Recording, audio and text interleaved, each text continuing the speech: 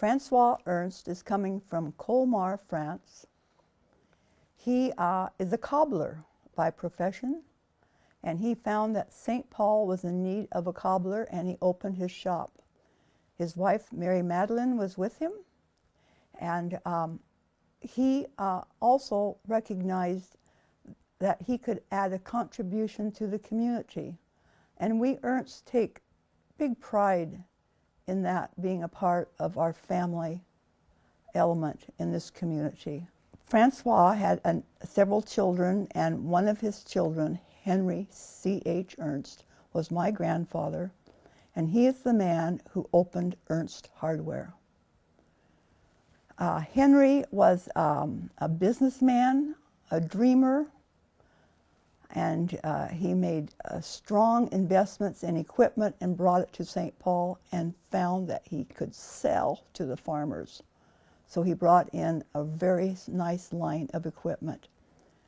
But Henry was also a father of an unusual group of kids. And they had music in their hearts, they had music in their feet, and they were also card players. And so this is what I observed, that the community loved to gather at Henry's house when the kids were making music. Elmer was on the trumpet, Vincent was on the harmonica, Jimmy was on the drums, and Virginia was on the keyboard. And our whole community loved the Ernsts and their music. I worked for R.M. Wade in Portland for a total of 9 years. And the last couple of years I was there, I knew that I didn't want to spend the rest of my life there. And the reason is that they were wonderful people, this Newbegin family. But any promotion that I would receive would involve national travel. National travel and a young family are not compatible. So my wife at the time, Joyce, and I sat down and talked it over, and we decided that the best thing to do was to try to get into a retail business in the Willamette Valley here, which we both liked. Lester Ernst is Henry's son, and he stepped into the Ernst Hardware story, and this is a family story, and I know it's the truth. His sisters, Teresa and Virginia, told me this story. Their brother, Lester, was good at math. He was in St. Paul High School, and he was good at math. And Henry, his father, said, "Young man, I think I'm sending you to college. You're material." So Lester went to Oregon State. He always had math as a skill and a gift. But at college, he found that the classes were hard. And he was in a struggle. And how could he let his father down and himself, because the whole community was investing in him. And so he got this idea, what can I do to come home with success and favor? And he wrote a letter to John Deere Equipment and said, I, Lester Ernst, would like a franchise. And I have a place in St. Paul. We are a farm community. And they give him a franchise. He comes home. Walt Bernard helps him build his shop. And I saw a picture of my dad on opening day. John Deere Equipment. He has on a suit, a white shirt, a tie, and a hat. And the John Deere tractors are sitting on oriental rugs in St. Paul. And he is smiling, and then a gentleman. There's this St. Paul always finds gentlemen. His name is Pete Murphy, and he became the sugar daddy for my dad. He said, Lester, whatever tractor you want, whatever piece of equipment you want, I will finance that, and you fill your shop, and you get out and sell. Now, C.H. Ernst is half a block up the street watching his son doing a John Deere dealership. And he walks down and says, "Boy, son, I want to join you in your business." And so they worked out an arrangement, and C.H. Ernst gave up his International Harvester dealership, and he joined John Deere. So we picked out some towns where we thought there was potential, and St. Paul was one of them,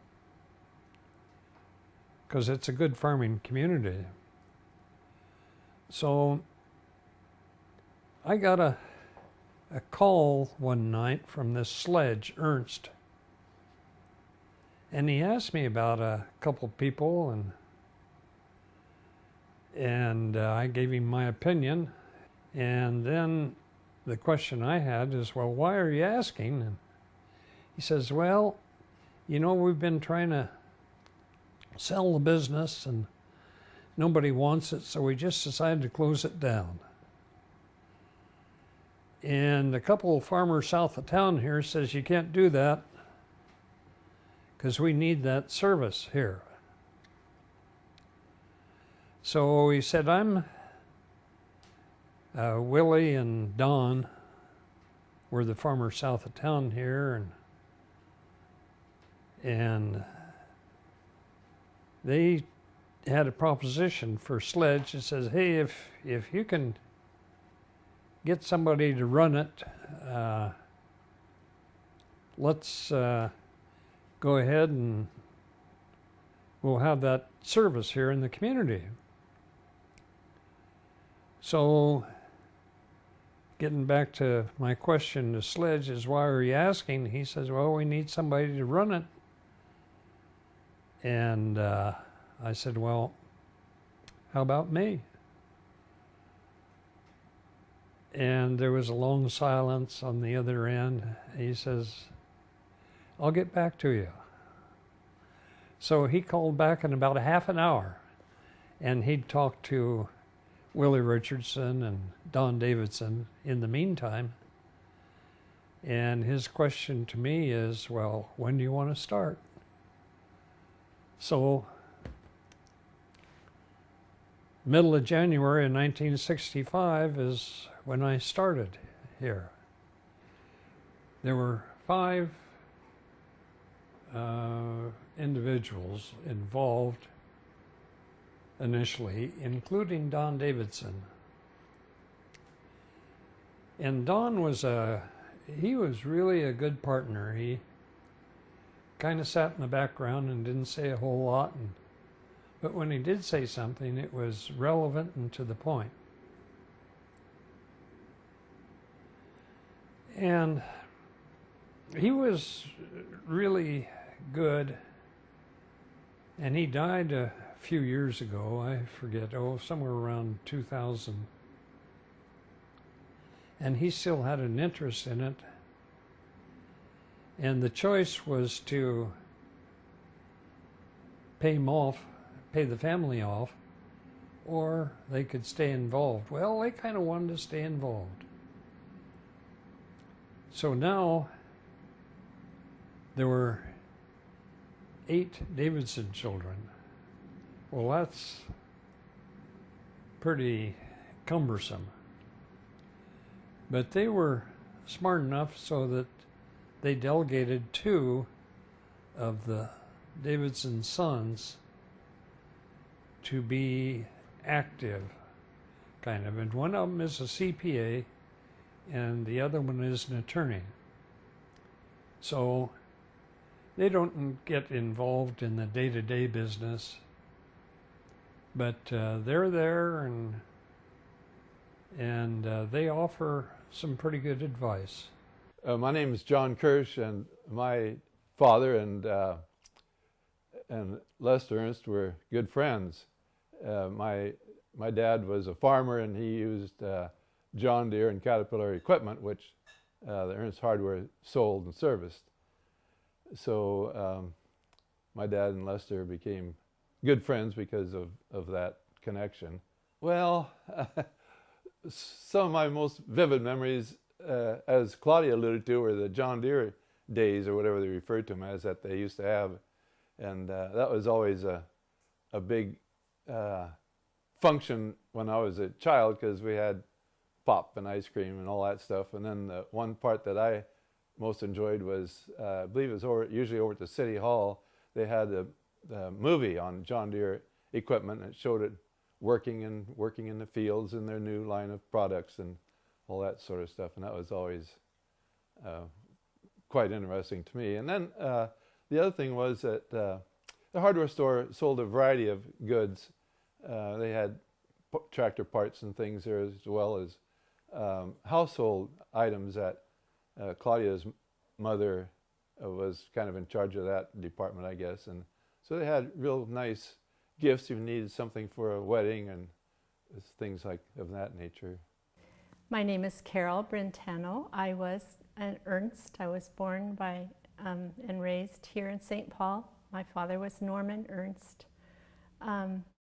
He was a farmer and raised row crops. And early in my life, I was told I was going to be part of the farm, and so we always had to get up and go change irrigation pipe. And in those days, it was not aluminum, it was steel, and it was very heavy. So my sister and I did a lot of that because we were the firstborn. Well, my dad was born here in St. Paul in 1906, and he was an only child. He was the son of Louis Ernst, who was a brother to Henry Ernst, who is the beginner of Ernst Hardware. And my father had the farm down at Horseshoe Lake area, and my grandfather, Louis Ernst, had peaches. So there was a peach orchard, and we grew up harvesting peaches especially. And then when the irrigation came along, we had the row crops. My dad was, like I said, an only child, and he was a very talented man. He was a musician and played the piano and the accordion and the organ at church. And he was well known throughout the area for playing for different parties. And at the rodeo, they had a special area. It's now called the bullpen, but this was an area where they had music every night. People could go and dance, and he played the piano, and another local guy named Ivan Blosser played the xylophone, and another guy named Art Faber played the saxophone. So we grew up in a house full of music, and we were all given music lessons throughout our lives. But we have lots of fond memories of growing up on the farm. I'm Mike Davidson. I do a lot of business here. I farm locally, and I buy equipment and parts here at Ernst Irrigation. I'm on the board of directors, and we meet once a year. And Pat takes care of most things by himself, but once a year we get together and finalize things. I think Sledge wanted someone to help him run the store, and so they found a few people to buy in and be owners. And my dad was very involved with operations because he did business here, so it was just a natural step for him to be one of the owners. My name is Fred Davidson. I am Don Davidson's son and currently a shareholder of Ernst Irrigation. Well, I'm sort of on the younger end of all my siblings, so my first memories would be just coming in as a kid, riding around in Dad's pickup, probably on a Saturday, and then he would stop by the store oh, to chit chat or pick something up, and I just kind of wander through the aisles, you know, looking at what might be around. So I'm probably 8, 9, something like that. When Kate and Lester decided to sell, there was a number of young men who came to interview and see if they wanted to step up to the business of Ernst Hardware with all the elements in the community. And a number of the young men just qualified. And then they added an element to the interview. They had their wives come to St. Paul. And that's when the big surprise came. The wives said, "No, I will not live in this town. I will not raise my children here. There is no bus service, there is no pharmacy, and there is no movie house." And so that happened for a number of years, that reaction of wives. The community scared them. It was Catholic school, Catholic church, da, da, da, da, da. And then another opportunity came from Wade Rain. Wade Rain, very important friendship, personal, and Bill Dolan's name surfaced in the business, and they had sort of a few comments about him, but because of this other experience, they said, "Wait till we test the wife." And so Joyce Dolan was brought to an interview, and she said, "Yes, I want to raise my kids here. Yes to St. Paul. I like everything about it. And what an opportunity for me and Bill to bring our 4 children and raise them in St. Paul." And for my dad and Hugh Rear, this is Wade Rain Irrigation, they love Joyce Dolan because she was the first wife who said yes to St. Paul. And that story was told again and again about the happiness they had about this girl. Her name is Joyce Dolan. My name is John Brentano. I farm with my brothers on our family farm here in St. Paul. We raise a variety of crops. Brother Dan and I are involved in the field crops and the row crops, so like the grass seed, hazelnuts, garlic, green beans, squash, any other things we decide to grow that way, radish for seed, things like that. My name is Mike Dolan. I'm 58 years old. I've been working at this company since I was 7 years old. Started working for my father in the irrigation department, putting together rings and latches for aluminum pipes, sprinklers, nozzles, that kind of stuff, and worked all through grade school and high school and college here, doing various and miscellaneous tasks that would help the business move along. I also went out and worked for one of the local farmers during high school, Sam Smith at Horseshoe Lake Farms, moving pipes, setting pumps, so I got to learn some of the business from their side of the industry, and have had a wonderful learning experience growing up and seeing different aspects of the irrigation equipment industry from a very practical standpoint, including the end users and how it comes from the different assembly components and into actually usable equipment. It was never expected of us to stay and make this a career. I decided after I had some training down at Oregon State and Arizona State in areas pertaining to the industry that we're in now, that I liked it, and I liked the people that we were working with, the kind of work that we were doing, and I did have other job opportunities over the years because of my training, but I did really enjoy the people and products and the places that we worked, so I chose to move into this on more of a career basis at that time. Hi, my name is Patrick Dolan. I'm the general manager for Ernst Irrigation and one of the owners, and the secretary for our corporation. Part of what I do here is I work with the financials and with our personnel. I interact with our bank and with our accountants and interpret our numbers and make decisions based off of those. I do a lot of our purchasing of our equipment and some of our parts, and that's a lot of what I do. I kind of fell into it because I did have a couple other opportunities. One, I could have went to Montana. I had an offer to go to work for Columbia Grain in Montana, but one thing I did know was that I liked the area. I really liked being in the Willamette Valley, and so that was kind of key, was location.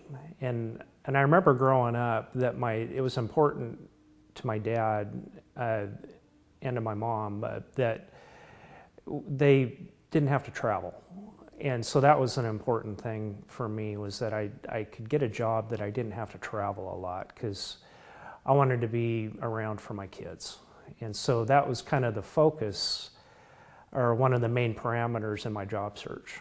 And so I kind of kept it local.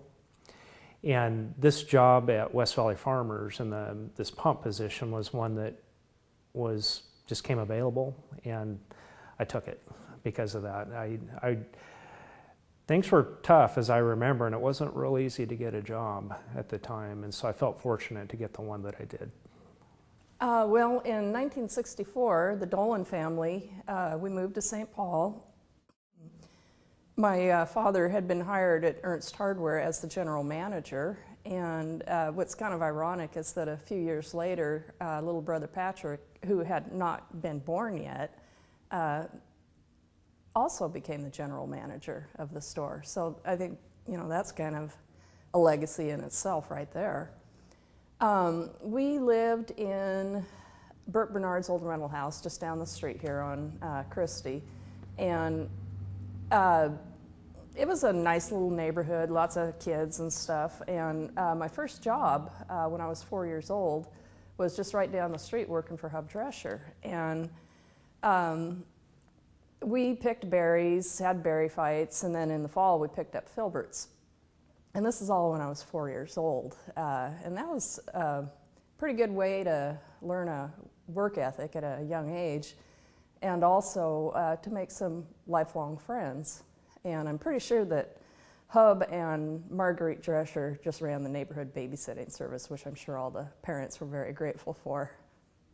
When I moved out of St. Paul in 1979, I didn't think I'd ever come back.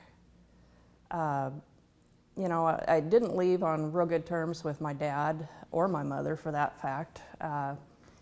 So, I just moved on and had my own life for quite a while, got involved in the music business, and then, that kind of burned out.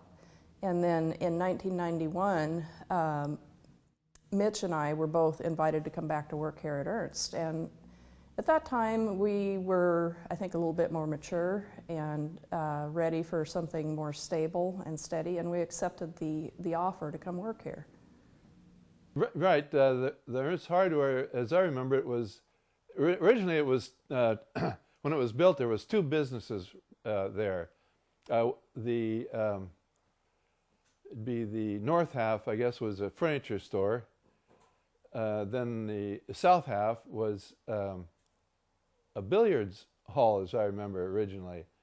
And then when Lester bought the business, of course, both of those things left, and the part that had been furniture store, they put into gifts and sporting goods and things like that. And the other south half, where they had been the billiards tables and stuff, that became more of the agricultural farming supplies and the parts department and that sort of thing.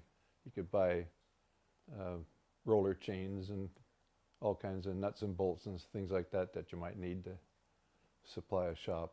Bruce Ernst.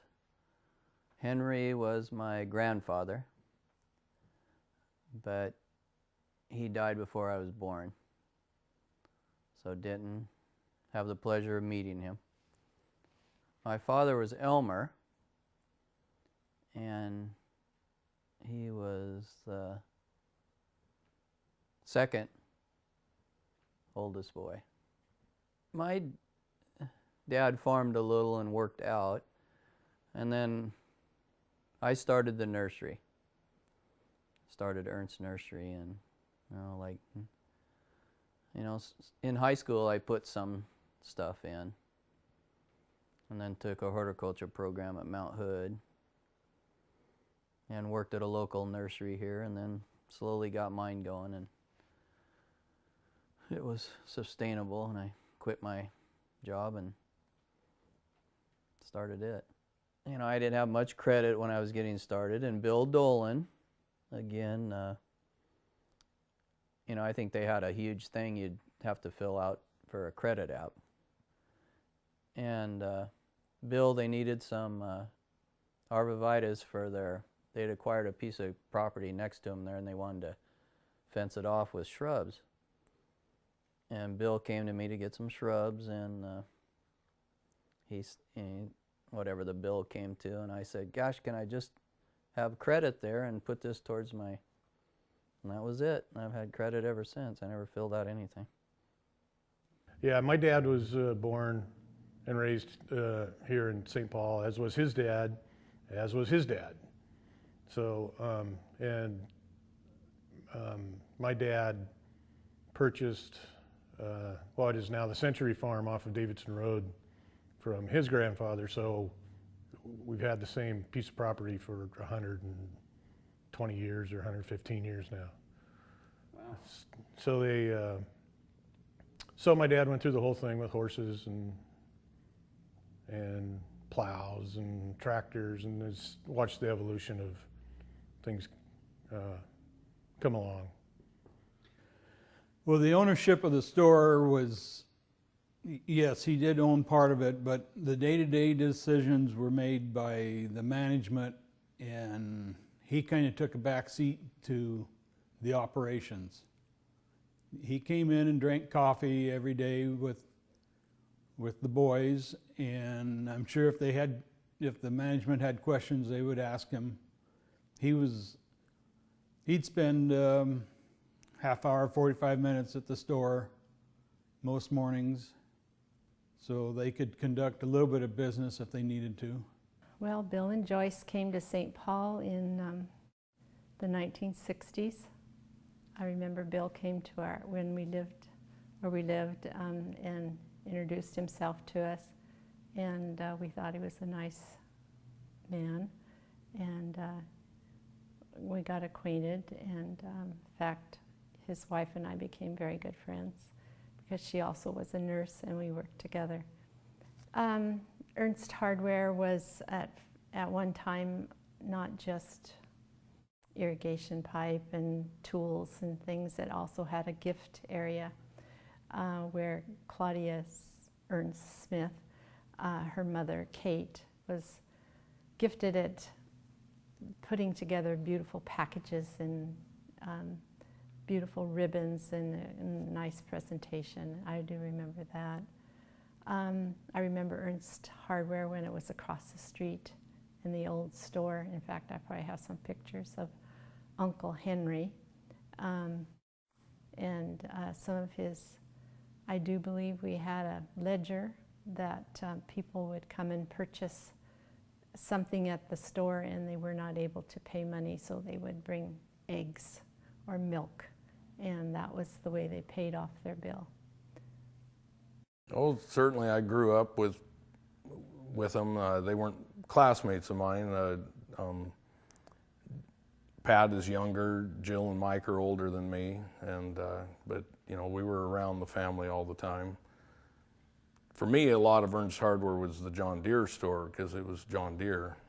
I even have one of the old sweatshirts on, I guess, as the transition out of the John Deere moved out and has changed now, and it was pretty important to all of us when they were able to keep the irrigation here and local. We were pretty happy about that. Well, I'm Dan Brentano. from St. Paul, Oregon, and married to my wife Tawny for 30 years. She currently farms along with me and my brothers and mom. And my wife and I have 3 daughters, Lainey, Tessa, and Remy. And they're all just at kind of that going through college stage, graduating college and becoming their own young adults. And have a little interest from my oldest to come back and be involved with the farm. And all 3 of our kids have worked on the farm throughout the summers and have, you know, grown up driving tractors and combines and pruning filbert trees and just being involved with, you know, day-to-day stuff in the summer months. Not so much throughout the year, but they've definitely all been raised out in the country. Growing up, working with my dad was always I guess a treat. He was always a hard worker, and it was all about, with Dad, it was all about farm and community, really. He would put any neighbor ahead of himself and help them out or help the community in whatever aspect they needed. And he didn't need to be in the lights, so to speak. He just made it happen. And then growing up with him farming, you know, he just taught us a lot. You know, that you take care of the dirt and it'll take care of you. You know, he always stressed to us, you know, that be good stewards of the land, and it's got to be there or you won't have anything. And he taught us not to be afraid to get our hands dirty, and if there was a job to be done, none of us were any better than any of our employees. Get after it. Get right in there and work with the guys, and that's really the philosophy my brothers and I all have. Is we're right out there with the crew, working with them, getting our hands dirty, and we want to know how to do everything on our farm as well as be able to teach our employees. And I think another thing Dad really taught us was to treat the employees like family. And we strive to do that. I don't know how well we do it, but we feel like they're family. We have a lot of 20-plus year employees, and I guess that's about what I got there. Growing up here in St. Paul, got to know Bill Dolan really through his kids. His son Patrick, who's the manager here at Ernst, we were classmates growing up, and my mom and Pat's mom were nurses, and I remember one of the first times I actually met Pat was our moms were doing the weighing and measuring at the local school for all the kids, running them through. And so at the end of the session of weighing and measuring, I remember our moms taking us to the local Rodeo Inn for lunch. And that really doesn't say a lot about Bill, but I guess I'm kind of working with the next generation. Bill I obviously knew, and our dad worked with Bill a lot more than we did directly, but I grew up with Pat. We spent nights at each other's homes. We've always been really like family, and of course knowing Jill and Mike and Tim, and got to know the whole Dolan family. One of my probably fondest memories of Bill was Pat invited me to go to the state championship basketball playoffs in Pendleton, Oregon. And that was a big thing. Our family didn't travel a lot. We'd go to the coast occasionally and whatnot, but that was a big thing, going to this big basketball tournament. And I just thought Bill, he just spoiled me on that trip. Of course, he was just feeding me meals, but I really thought he was a pretty neat guy. Okay, I think one of the things that I learned from my father was his philosophy regarding customers and people in general, employees included. And I learned a great deal of respect for people based on some of his philosophies. When the opportunity came up for us to purchase the business, I remember one particular morning. It was the day after the John Deere sign came down. It was right, I think it was June 1st of 2009. I remember sitting in the downstairs break room, looking out the window longingly at where the John Deere sign used to be. And I remember wondering, well, now what the hell are we going to do? And about that time, the door behind me opened up and in walked Joe Bielart. And Joe Bielart took one look at me and he said, "Why the hell haven't you made coffee?" And I said, "Well, I'll get right on that, Joe." And then pretty soon, here comes Sam Smith, one of our customers, former fireman. Burt Bernards, former fire chief. Dick Kirk, another customer. Mike Davidson, one of our owners and customers. Bill Gooding, one of our customers, among many others. George Bernards, Charlie Bernards. They just came in like it was business as usual. And it was at that very moment that I knew we were going to be okay. And so that's one of the things I learned, was that things may change, but some things are going to stay the same. And so we kept this business here and we kept it going. And I learned about the community, I guess, and the connection with our customers. And that really, really brought it home to me that day. We do have here in the employee base an incredible pool of experience in different trainings and academic fields that have combined to make a pool of experienced employees here that is really quite unique.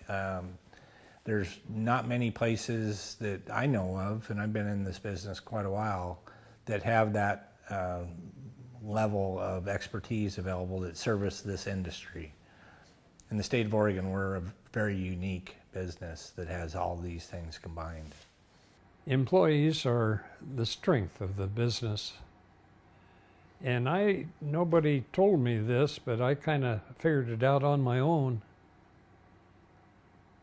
that employees have a lot of good ideas. So I used to try to take about an hour a day just visiting with different employees. And I picked up a lot of good ideas on just a real informal basis from the employees. Our philosophy was, we'll do the very best that we can. And we'll give one price, and it'll be a good price. And that's kind of the end of the negotiations right there, once we give them this real good price. And it takes a while for people to accept that. But after they accept it, it sure saves a lot of time. And we bought a business, Cascade Tractor, over in McMinnville. And their philosophy on sales was to start high and negotiate with the customer until they reached a price that was agreeable to both parties. That takes a lot of time. And when we went over there with our one price philosophy, it took a while to convert those people from negotiating to finally deciding, well, it's a fair price, I guess we like it or we don't. And if they didn't like it, well, they could go someplace else. But, well, I'll tell you, that took a while to convert those people from negotiating every sale to giving them the best price first. Speaking of customer service, I fumbled with it quite a bit at first, and one day Ed Brentano came into the store and he said he wanted to talk to one of the salespeople. So me being the loudmouth that I am, I just yelled, "Mike, Harold, there's a customer here to see you." Well, Ed turns and looks at me and corrects me and says, "That's potential customer."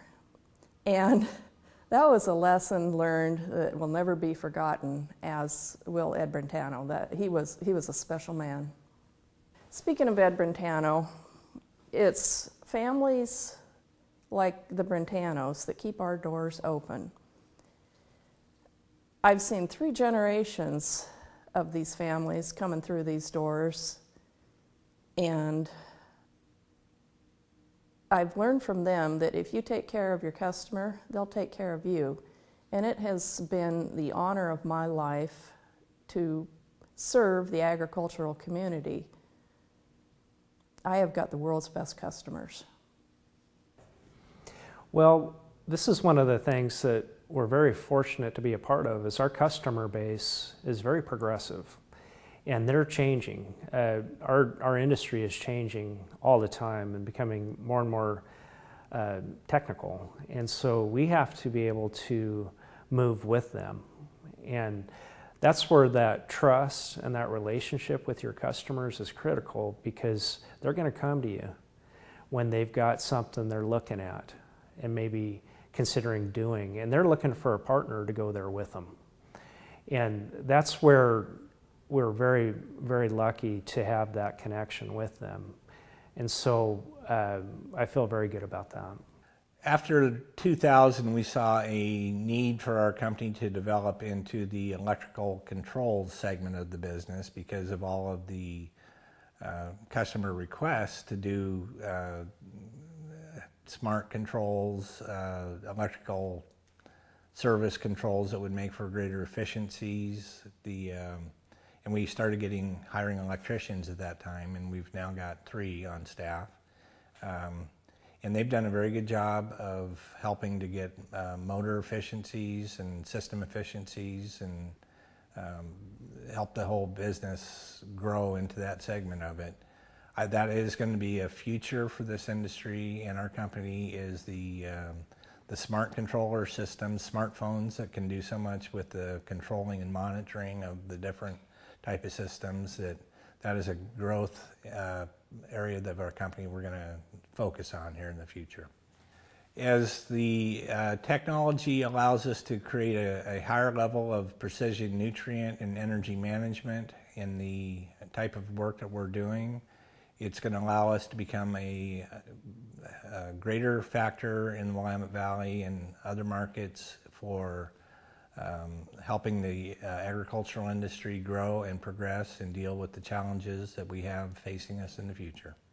One thing that I've learned as a general manager and owner of the business is that our customer always has a choice, and that they will always exercise their right to choose. And we have to remember that every time that we do business with them. And that's critical for us going forward, is we can never forget that. When I first started here, we had a pretty limited parts inventory and parts department. And a good month back in the day was $250,000. We thought we were really rolling in clover if we hit $250,000 back in the early 90s. Now we've got $2.5 million in parts inventory, and it takes up acres. And our record month was over $3.5 million in the drought of 2015. The logistics of stocking all the parts needed to keep the equipment that we've sold over the years up and running can be kind of staggering. When equipment gets redesigned, the parts often get redesigned, but you have to be able to service the old and the new as well. And so one of the challenges that we're up against is where do we find room for all of these parts? Every time we bring in a new product line, we have to provide the training to our employees, we have to provide product support to our customers, we have to bring in a parts inventory, tie up a bunch of money, and then find a spot to put it and load it all into the computer. Technology is evolving, we're evolving with it. In fact, we're leading the evolution in some segments of the technology and the applications of it. We are committed to this industry. We are not going anywhere. The company's been at this location for 100 years, and as far as I'm concerned, if we're here another 100 years, I expect it to be. And so we are going to, we're not going anywhere. We're here for the long haul. And that's our families and our company's philosophy, is that we are here to be a voice of and a partner in the agricultural industry for the Willamette Valley for years to come.